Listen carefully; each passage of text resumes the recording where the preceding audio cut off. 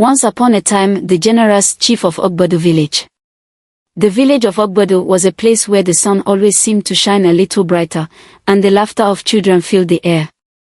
It was a village rich in traditions, where people lived simple but meaningful lives. Farmers tilled the land, fishermen cast their nets into the glistening river, and traders filled the marketplace with the scent of fresh produce and handmade crafts. Life in Ogbodu was peaceful, but one man stood above all others, their great benefactor, Chief Obaid. Chief Obaid was the wealthiest man in Ogbodu. His mansion, perched on the highest hill in the village, was a sight to behold: tall walls made of polished stone, carved wooden doors, and golden ornaments that shimmered under the sun. Despite his immense wealth, Chief Obaid was known as a man of great generosity. Every year, on New Year's Eve, he threw the grandest celebration in Ogbodu. On that night, villagers would gather at the spacious courtyard of his mansion, where long wooden tables were set with steaming plates of jollof rice, grilled meat, roasted yams, and spiced vegetables.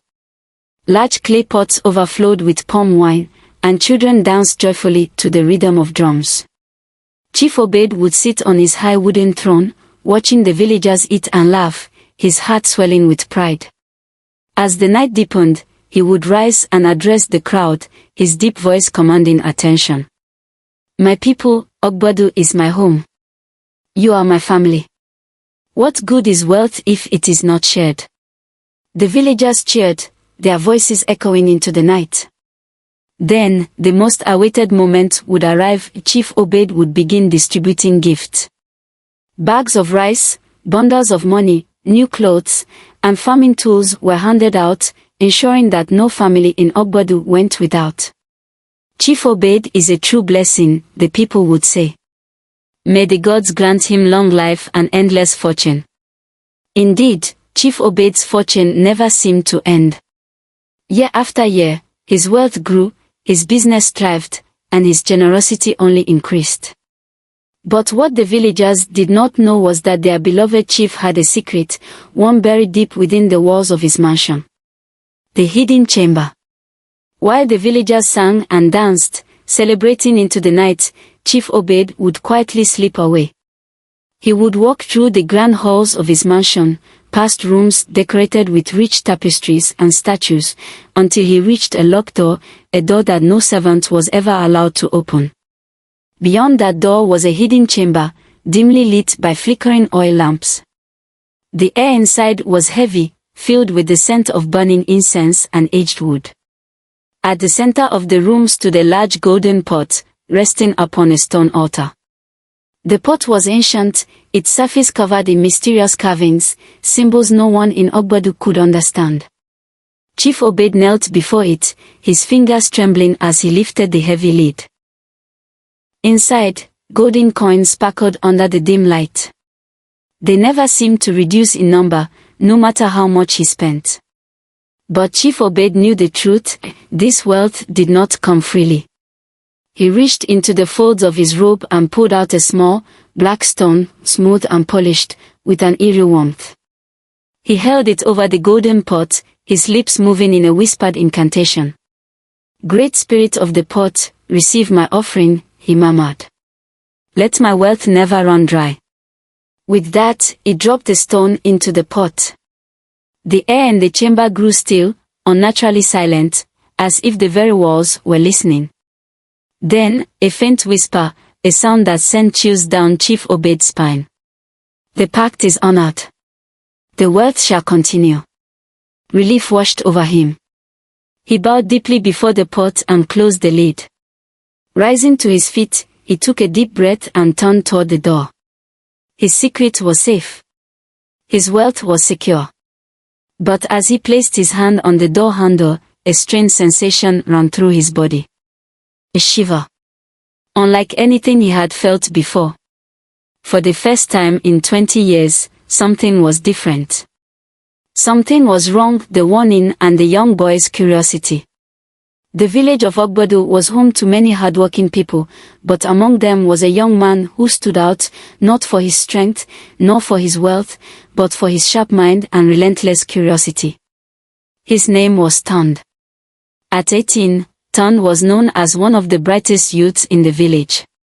His dream was clear, to leave Ogbadu and study in the big city, where he could become an engineer and build great things. But dreams, as his mother always said, were not enough. His mother, Momete, worked tirelessly to provide for him and his younger siblings. She was a widow, left to raise 3 children on her own after her husband passed away from illness.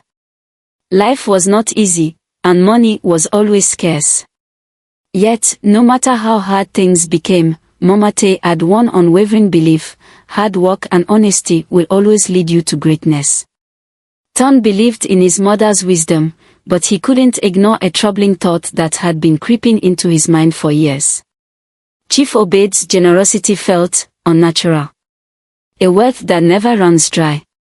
Tund had lived in Ogbadu all his life. He had seen traders work tirelessly in the market, fishermen wake up before dawn to cast their nets, and farmers labor under the scorching sun. Even the wealthiest among them had good and bad seasons. But not Chief Obaid. Chief Obaid's fortune never seemed to fade. Year after year, he grew richer. His fields always produced more harvest. His livestock never got sick. His gold never ran out. And yet, he did not own a large business. He did not trade in the city. His mansion was full of wealth, but no one could explain where it all came from. The villagers praised him. They called him a man of great blessings. But Tund was not so sure. Something isn't right, he often thought. Where does all his wealth come from? How does he keep giving and never losing? A whispered warning. One evening, as the new year approached, Tund sat outside under the old Iroko tree, deep in thought. The night was cool, and the village was quiet, save for the occasional distant laughter from nearby homes. Just then, a slow, shuffling sound caught his attention. He turned to see Baba Ade, the oldest man in Ogbadu, walking toward him with the help of a wooden staff. His back was bent with age, his skin wrinkled like the bark of an old tree, but his eyes still gleamed with wisdom. "Tund, my son," Baba Ade greeted in his deep, raspy voice. "Why do you sit alone when the night is full of stories?" Tund smiled and shook his head. "I was thinking, Baba. Thinking about Chief Obaid." At the mention of the chief's name, Baba Ade's expression darkened. "Oh," the old man murmured, lowering himself onto a nearby stone. He glanced around, as if ensuring no one was listening, then leaned in close. "You are a smart boy, Tund. Your mind sees what others do not." Baba Ade's voice dropped to a whisper. "But be careful. Not everything given is a blessing. Some gifts bind souls." Tund's heart pounded. "What do you mean, Baba?" Baba Ade sighed deeply, staring into the darkness. "Many years ago, when I was a young man, I saw something strange. A secret that the villagers refused to speak about." Tund leaned in eagerly. "Tell me." The old man hesitated for a moment before finally speaking. "There is a price for every fortune," he murmured. "Chief Obaid's wealth, it does not come from honest labor. There are whispers, stories of a pot of gold hidden deep within his mansion. A pot that never empties. A pot that feeds on something more than mere offerings." Tund felt a chill crawl down his spine. "Feeds on what?" But Baba Ade only shook his head. "If you are wise, you will leave this alone." He slowly got to his feet, his voice growing distant as he walked away. "Curiosity is good, my son, but it can also be dangerous." The decision to uncover the truth. That night, Tund barely slept. Baba Ade's words replayed in his mind over and over again. A pot that never empties. Some gifts bind souls. What does it all mean? He decided then and there, he would uncover Chief Obaid's secret. He began watching the chief more closely, especially during the New Year's Eve preparations. The great feast was approaching, and the mansion was buzzing with activity. Servants carried sacks of rice, crates of drinks, and large wooden chests into the grand hall. The musicians were rehearsing their songs, and dancers were preparing for the celebrations. But amid all the noise and excitement, Ton noticed something odd. Every evening, just before the feast, Chief Obed would leave the main courtyard and disappear into the back of his mansion. No one followed him. No one asked where he was going. Ton's instincts screamed at him. This was his chance. A glimpse of the forbidden. On the night of the New Year's Eve celebration, Ton made his move. As the village gathered in Chief Obed's compound, singing and feasting, Ton slipped away, carefully following the chief's shadow. His heart pounded as he watched Chief Obed walk through a hidden doorway at the back of the mansion. Ton crouched low behind a large stack of firewood, peering through a small opening. Inside the dimly lit room, Chief Obed stood before an ancient golden pot, its surface covered in strange, glowing symbols. Ton watched in horror as the chief muttered something under his breath and reached into his robe. He pulled out a small, black stone, just as Baba Ode had described. Chief Obed held the stone over the pot and whispered, "Great Spirit of the pot, receive my offering." The moment he dropped the stone, the air shifted. A faint whisper filled the chamber, though no one else was there. "The pact is honored. The wealth shall continue." Ton's breath caught in his throat. He had seen enough. This was no ordinary wealth. This was something dark. And for the first time in his life, Ton realized Chief Obed's generosity was not kindness. It was a trap. The forbidden ritual and the curse of the golden pot. Ton crouched low, his heart pounding like a talking drum. His breath came in short, silent gasps as he peered through the narrow opening in the wooden door. The dim light from the chamber flickered eerily, casting shadows that danced across the walls. Inside, Chief Obed moved with slow, deliberate steps toward the golden pot. Its surface gleamed in the dim light, the strange carvings etched into it pulsing with an unnatural glow. The chief knelt, his hands trembling slightly as he reached into the fold of his robe and pulled out a small black stone, smooth and polished, darker than the night itself. His lips moved in a silent chant, his voice rising and falling in a strange, melodic rhythm. "Great Spirit of the pot, receive my offering." He dropped the stone into the golden pot. The air shifted instantly. It was as if all the warmth had been sucked out of the room. A deep, hollow tremor ran through the chamber, rattling the wooden shelves and making the oil lamps flicker violently. Then, from within the depths of the pot, something stirred. A dark mist swirled upward, twisting and stretching, taking shape before Chief Obed's kneeling form. Slowly, a ghostly figure emerged, its form tall and menacing, its body like smoke but solid enough to command fear. Its face was shrouded, except for two glowing red eyes that burned with an unnatural fire. The room grew colder. Then, it spoke. The spirit's demand. "Obed. You summon me again." The voice was neither loud nor soft, yet it echoed in the chamber as if the walls themselves were whispering. Chief Obed lowered his head, his voice unsteady. "Great in-law, keeper of wealth and fortune," he murmured, his hands pressed against the cold stone floor. "I honor our pact. Accept my offering and let my wealth never run dry." The spirit's red eyes narrowed. "You have done well, Obed," it said, its voice like the rustling of dry leaves in the wind. "But do not forget the cost. You have taken, and now, you must give." Chief Obed swallowed hard. He had known this moment would come. It always did. For every gift you give, you must take a soul. Chief Obed's breathing grew heavier. Yes, I remember," he said, his fingers curling into fists. The spirit's misty form twisted, growing taller, darker. "Someone in your village has received your wealth. They must be bound to the pot." The hidden curse. Turned, still hidden in the shadows, stiffened. He felt the hair on his arms rise as realization sank in. The gift. They are not given out of kindness. They are a trap. For every sack of rice, every bundle of money, every handout given by Chief Obed, a price was being paid by the unsuspecting villagers who received them. Turn's mind raced. No wonder so many villagers had suffered unexplained misfortunes, sudden illnesses, failed harvests, lost children. It wasn't bad luck. It was the curse of the golden pot. Turn's stomach twisted. He had to get out of there.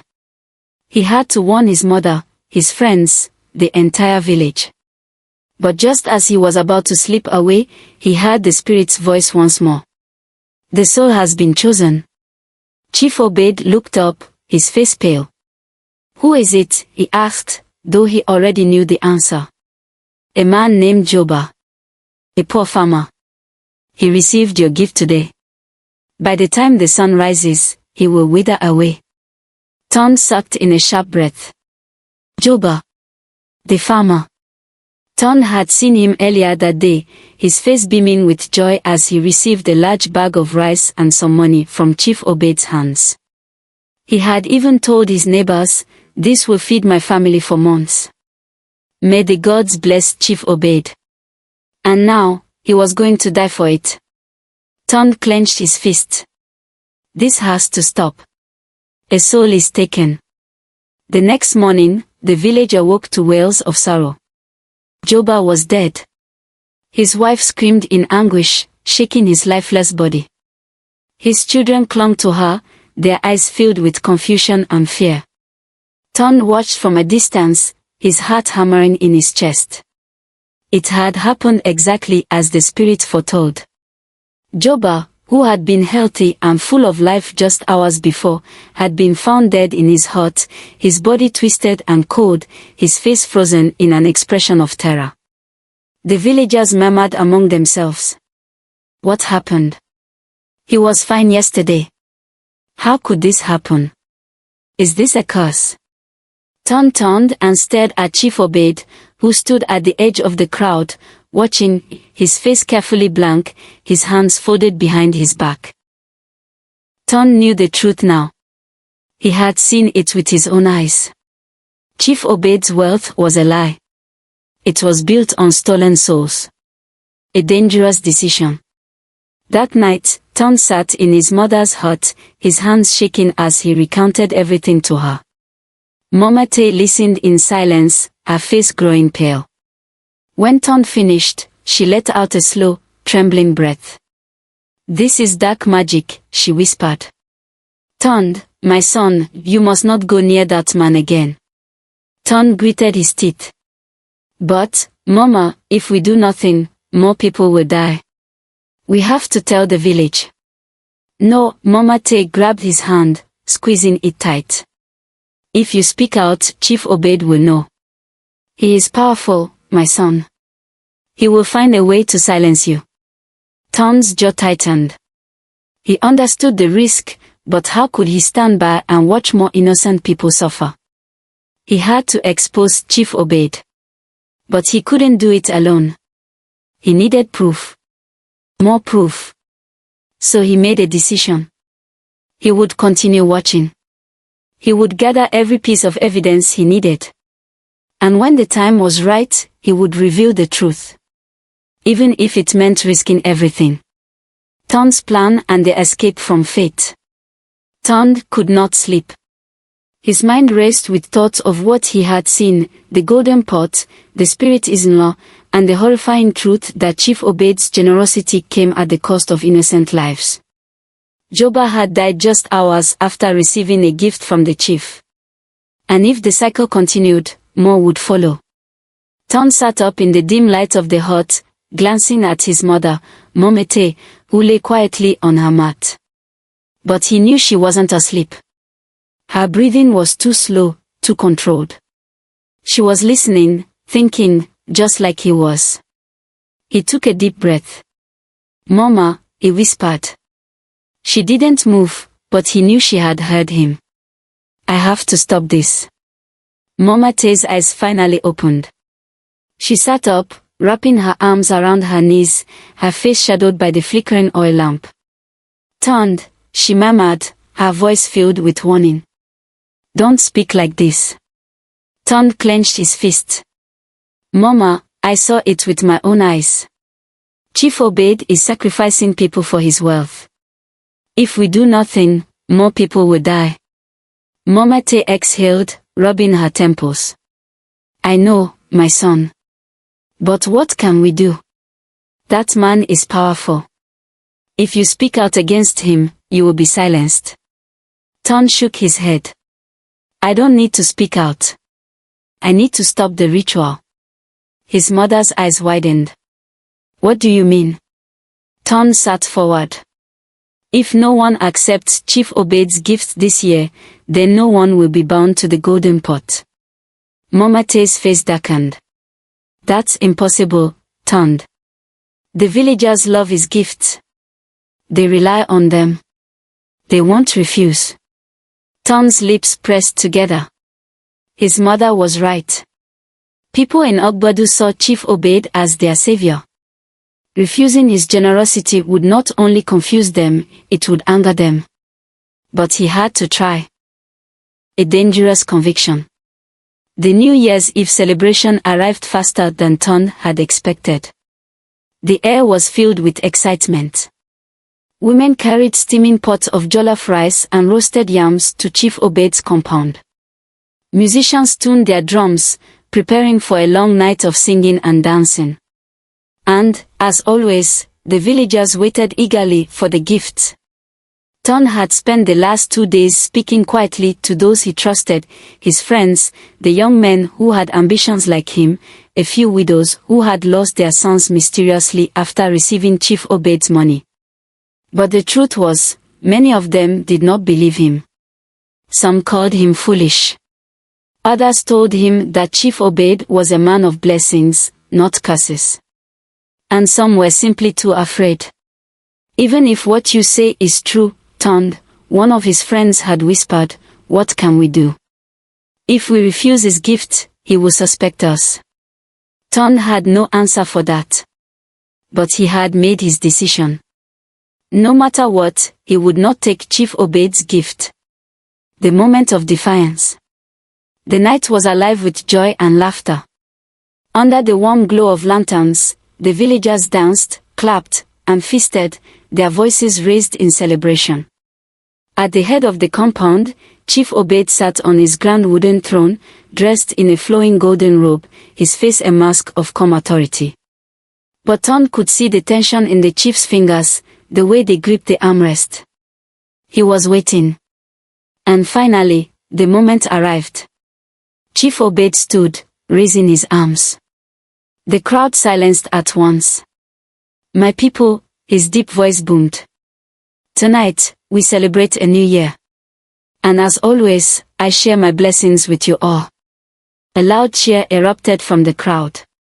Servants stepped forward, holding large sacks of rice, bundles of money, and fine clothes. One by one, villagers came forward, accepting their gifts with joy and gratitude. And then, "Tund, my son." The moment froze. All eyes turned to where Ton stood at the back of the crowd. His heart pounded as he saw Chief Obaid smiling directly at him. "Come," the chief said smoothly. "Take your share." The villagers nodded in approval, murmuring amongst themselves. "Oh, yes, Ton deserves it. Such a bright young man. He will need money for his studies in the city." Ton's hands clenched at his sides. This was it. The moment that would decide everything. Slowly, he stepped forward. Chief Obaid's smile remained, but his eyes were sharp, watching closely. A servant held out a heavy bag of money. Ton stared at it. His throat was dry. His mind screamed at him. He could take it. No one would question him. But he knew the cost. With a deep breath, Ton lifted his head and stepped back. "I cannot accept this gift. The words rippled through the crowd like a stone thrown into water. A stunned silence followed. Chief Obaid's smile twitched. "What did you say?" Ton's voice was stronger this time. "I cannot accept this gift." Gasps filled the air. The villagers whispered in shock. No one had ever refused Chief Obaid's gifts before. "Why?" someone called. Ton held his ground. "Because I want to build my future with my own hands. I want to succeed by my own work, not by another man's wealth." The crowd murmured again. Some nodded in approval. Others frowned in confusion. Chief Obaid's face remained unreadable. Slowly, he withdrew his hand.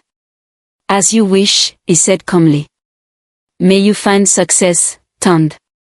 Ton bowed slightly and turned, walking away. His legs felt like stone, but his heart beat like a war drum. He had done it. He had broken the cycle.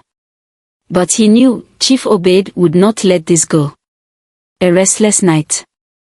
That night, as the village slept, Chief Obaid sat alone in his chamber, his fist clenched. His in-law would come soon. The spirit would demand an offering. But no one had been bound. Ton had ruined everything. His body felt weak. A strange coldness seeped into his bones. He reached out to the golden pot, but his hands were trembling. The curse had already begun. If he did not bind the soul soon, it would be his own life that would be taken. With a shaking breath, Chief Obaid made his decision. He called his most trusted servants. "Find Ton. Bring him and his family to me before sunrise." The final confrontation and Chief Obaid's fall. The night was still, but Ton felt a storm brewing in the air. He sat awake in his mother's hut, staring at the flickering oil lamp. His heart was steady, but his mind raced. He knew Chief Obaid would not remain silent after what had happened at the New Year's Eve celebration. He had seen the look in the chief's eyes, the barely concealed anger behind his forced smile. And sure enough, as dawn approached, they came. A loud knock shook the wooden door of their hut. Mama Tay woke instantly. She exchanged a glance with Ton, her face tense. Outside, deep voices spoke in hushed tones. "Open the door. Chief Obaid requests an audience." Mama Tay's breath hitched. She grabbed Ton's arm, her grip firm.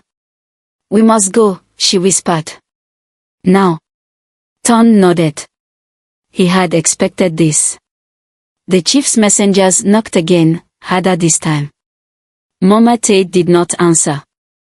Instead, she took Ton's hand and, without a sound, led him through the back exit of their small hut. The moment they stepped outside, they ran into the shadows of the village. The herbalist protection. They hurried through the winding paths of Ogbadu, stopping only when they reached a small hut at the edge of the village. The home of Baba Eduwu, the oldest and wisest herbalist in Ogbadu. Mama Tay knocked quickly. The door creaked open, revealing a hunched old man with sharp, knowing eyes. Without hesitation, Baba Eduwu stepped aside, letting them in. "You are wise to come," he murmured, shutting the door behind them. Ton told him everything, the pot of gold, the spirit in-law, and Chief Obaid's dark secret. The herbalist listened without surprise, only nodding slowly. Then he turned to Mama Tay. "You raised a brave son," he said. She smiled weakly, worry still clouding her face. "Can you help us?" Baba Eduwu did not answer immediately. Instead, he reached into a wooden chest and pulled out a small leather pouch. He poured out 3 tiny white stones, each engraved with strange markings. "These are protection stones," he explained. "Keep them close to your skin, and no evil spirit or dark magic can touch you." He handed one to Ton, one to Mama Tay, and kept the last for himself. "But remember," he warned.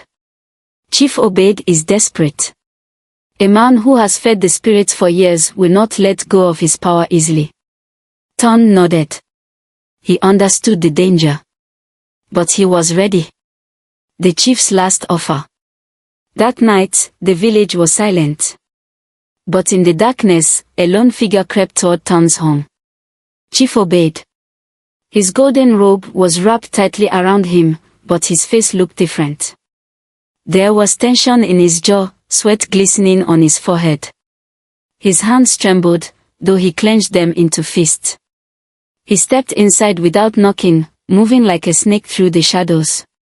"Ton," he called softly. "Come out, my son." Ton, who had been waiting, stood his ground in the middle of the hut. His mother sat behind him, watching warily. Chief Obeid's smile was wide, but his eyes were filled with urgency. "You are a smart boy, Ton," he said smoothly. "Smarter than most. You have dreams. Ambition.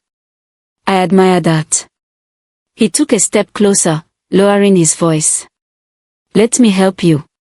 Let me pay for your education in the city. I will give you land, riches. Your family will never suffer again." Ton did not move. He could hear the unspoken plea in the chief's voice. Obeid needed him to take the gift. He needed someone to bind to the pot before the spirit came for him. Ton met his gaze. "I don't need your wealth." The chief's smile twitched, but he forced it to remain. "My boy, don't be foolish. This is a once-in-a-lifetime opportunity. You think hard work alone will get you what you want?" Ton took a deep breath. "I would rather build my own success with my hands than take tainted riches." A moment of silence hung in the air. Then, Chief Obeid's face changed. The smooth charm fell away. His eyes darkened, his lips curling in frustration.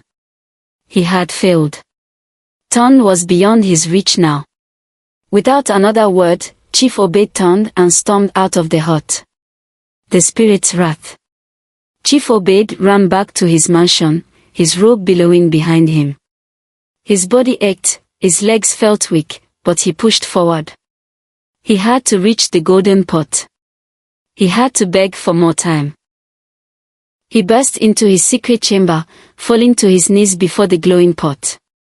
His chest heaved as he whispered frantically. "Great Isla, hear me. I have served you for 20 years. Have I not been faithful?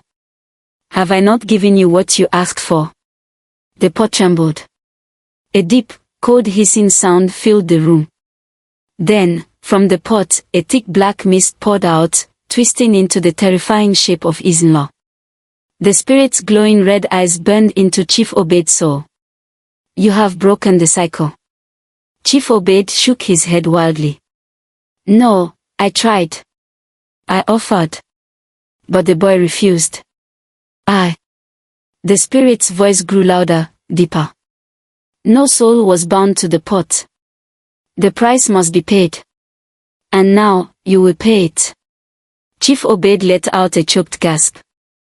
A sharp pain shot through his chest. He clutched at his heart, his breath growing shallow. His veins darkened, his skin withered, and his body began to shrink as though something were draining the life out of him. "No! No!" he screamed, clawing at the ground. But it was too late. Outside, the villagers woke to a horrifying sound, a low, inhuman wail that echoed through the night. Then came a deep rumble. The walls of Chief Obeid's mansion shook violently, the ground trembling beneath it. Crack! The stone foundation split apart. The golden pot shattered, releasing a dark, swirling mist that rushed into the night like a screaming storm. Then, Chief Obeid's mansion collapsed. The end of the curse. By morning, only ruins remained where the grand mansion had stood. The villagers gathered, staring in shock at the destruction. They whispered among themselves, speaking of strange shadows seen in the night, of a voice crying out, and of the terrible fate of the once powerful Chief Obeid. But Ton and his mother already knew the truth. The curse had been broken. The village of Ogbado would never be bound by Chief Obeid's dark magic again. As the sun rose, Ton stood tall, knowing that he had done what was right. His hands were empty, but his heart was free. And with that freedom, he would carve his own future, not with gold, not with magic, but with honesty, wisdom, and hard work. Freedom and a new beginning. The morning after the great collapse, the villagers of Ogbadu awoke to an eerie silence. There was no grand mansion on the hill anymore. No golden walls. No towering gates. All that remained of Chief Obaid's once magnificent estate was a pile of broken stones, cracked wood, and a thick layer of dust that settled over the ruins like a forgotten grave. The air felt lighter, as if something dark had been lifted from the village. But amidst the rubble, there was no sign of Chief Obaid's body. It was as if the earth had swallowed him whole. The elder's truth. The villagers gathered in whispers and murmurs, staring at the remains of the chief's home. "Where is he?" a woman asked, looking around anxiously. "Did he escape?" another voice murmured. But Baba Ade, the village elder, stood at the front, his old eyes filled with knowing. He raised his wrinkled hand, silencing the crowd. "He is gone," the old man said gravely. "Taken by the spirits he once served." A shiver ran through the people. They had always suspected there was something unnatural about Chief Obaid's wealth. But now, there was no denying it. His power was built on darkness. And now, the darkness had claimed him. A village reborn.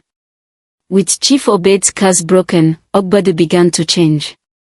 The very air felt fresher, the land more fertile. For the first time in years, the farmers found their crops thriving, yam tubers grew larger, maize fields flourished, and the palm trees bore fruit more abundant than ever before. The fishermen returned to the river, only to discover that the fish were back, swimming in great numbers where once the waters had seemed empty.